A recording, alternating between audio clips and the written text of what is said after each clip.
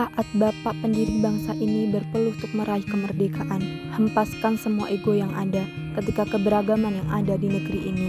Merangkul semua anak bangsa untuk bersama membangun negara dalam rangkulan Pancasila sebagai dasar negara. Membangun mimpi-mimpi untuk negeri ini tersimpan dalam jiwa besar mereka menyatukan banyak unsur dalam satu ikatan negara ini untuk saling menghargai dan menghormati satu sama lain. Setia bersama untuk membangun negara ini tanpa merasa satu lebih baik dari yang lain.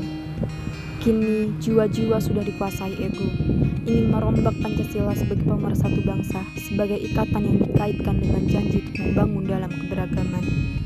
Memutarbalikkan rasa yang penuh dengan amarah dan benci, tersimpan dalam jiwa yang kerdil. Mungkin Bapak pendiri sedang menangis di sana. Semua yang dibangun dalam dasar atas rasa cinta pada bangsa ini hilang penuh linangan air mata. Akankah kita akan porak-porandan karena segelintir orang, atau kita tetap menyatu dalam ideologi Pancasila? Degup yang selalu menggema dalam rasa takut dan riuh membebani pikiran. Negeri damai kini mulai diusik dengan kebusukan. Jangan berhenti mencintai negeri ini. Satukanlah keberagaman ini sebagai identitas negeri ini. Guys, ini loh ada berita terbaru tentang heboh pawai kampanye khilafah di Jawa Barat. Tapi bener nggak sih harusnya Indonesia itu ke khilafah? Soalnya kan lebih mencolok Islamnya. Gimana sih menurut kalian? Kalau aku sih setuju aja. Soalnya kan aku juga Islam. Jadi yang ke Islaman gitu aku setuju aja sih. Kalau menurutku sih nggak apa-apa ya, karena kan sistem khilafah kan sistem yang menerapkan tentang hukum Islam di pemerintahan. Nah jadi kalau diterapkan di Indonesia juga nggak apa-apa sih ya, kan di Indonesia juga mayoritas kan agama Islam. Jadi kalau menerapkan sistem khilafah, menurutku sih nggak apa-apa, cocok-cocok aja. Ya Mas Olin, meskipun Indonesia adalah negara mayoritas Islam terbesar, tetapi sistem khilafah ini sangat tidak cocok jika diterapkan di Indonesia. Mengapa? Karena Indonesia itu terdiri dari berbagai macam aliran agama. Jika sistem ini tetap dipaksakan, maka akan terjadi perang. Nah, jika sudah terjadi perang, maka umat Islam itu sendiri tidak akan tenang dalam menjalankan ibadah. Gitu Mas.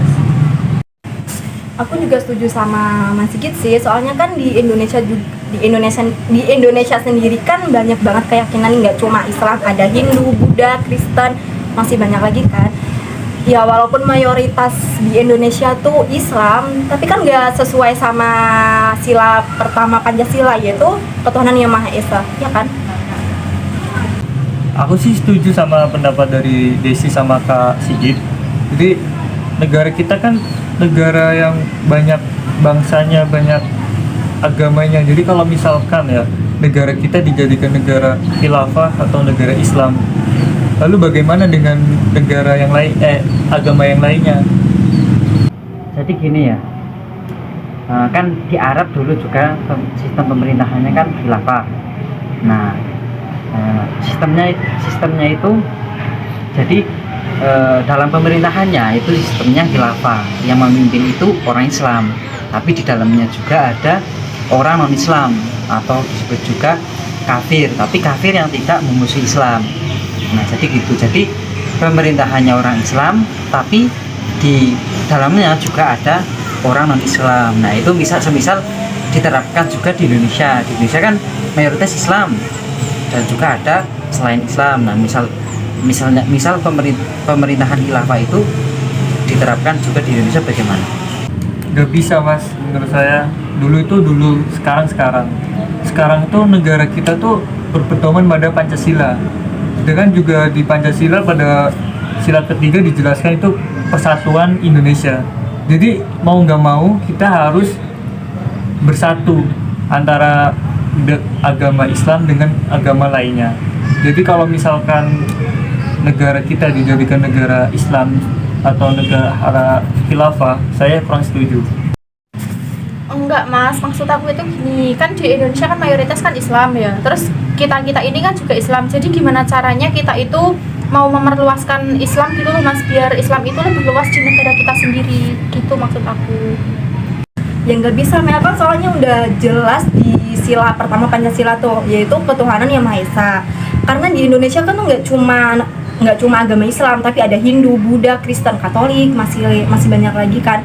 Terus kalau nggak salah udah dijelasin juga di pasal 28E Undang-Undang 45 yang bunyinya setiap orang berhak untuk memeluk agamanya dan beribadah sesuai agamanya masing-masing. Kalau nggak salah gitu. Yang saya tahu dari sejarah nih Mas ya, dulu sebelum sila pertama yang sekarang ini, yaitu sila pertama berbunyi ketuhanan dengan kewajiban menjalankan syariat Islam bagi pemeluknya. Akan tetapi sila ini ditentang oleh sekelompok pemuda pada zaman dahulu, sehingga jika sila ini tetap diterapkan, negara Indonesia bagian timur tidak akan ikut dengan RI gitu Mas. Oh jadi gitu ya. Jadi nek khilafah di Indonesia itu tidak cocok ya, tidak pas berarti ya. Berarti kalau Indonesia ya Pancasila gitu. Kalau khilafah mungkin ya di Arab, di Timur Tengah sana ya. Jadi intinya kalau Indonesia, kalau khilafah mungkin ya diterapkannya selain Indonesia. Berarti gitu ya. Ya mungkin gitu ya Mas ya. Indonesiaku, inilah negeriku, dengan kekayaan alam yang tak terhingga, membuatku bangga akan negeri ini.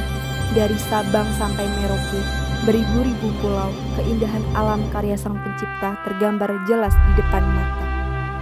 Cinta tanah air merupakan cara kita untuk mencintai bangsa sendiri dengan mengabdikan diri, memelihara persatuan dan kesatuan bangsa, dan melindungi tanah airnya.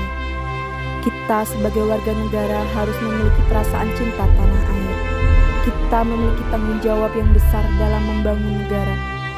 Negara kita bukan sekedar negara yang hanya bisa ditinggali, namun sebuah negara besar yang kita jaga bersama-sama hingga akhir hayat kita. Negara yang besar bukan tumbuh karena populasi yang banyak, melainkan negara yang setia, adil dan berani melawan apapun terhadap gangguan yang mengganggu negaranya. Disinilah kita lahir, tumbuh, dibesarkan, dan dijaga dengan tanggung jawab mengabdi kepada negara. Wujud cinta tanah air harus kita tanam dan bangun sejak kita kecil. Rangkul semua perbedaan, Indonesia adalah negeri kaya dengan beragam perbedaan yang ada, beragam suku, beragam agama, beragam ras, beragam golongan. Semua perbedaan itu terbalut dalam bingkai semboyan negeri, Bhinneka Tunggal Ika, dalam cengkraman kuat Garuda Pancasila. Berbeda-beda tetapi tetap satu jua, telah ada sejak dahulu kala semboyan agung yang termaktub dalam kitab Sutasoma karya Empu Tantula. Maka penting untuk menjaga persatuan dan kesatuan agar hidup berjalan dengan penuh kerukunan.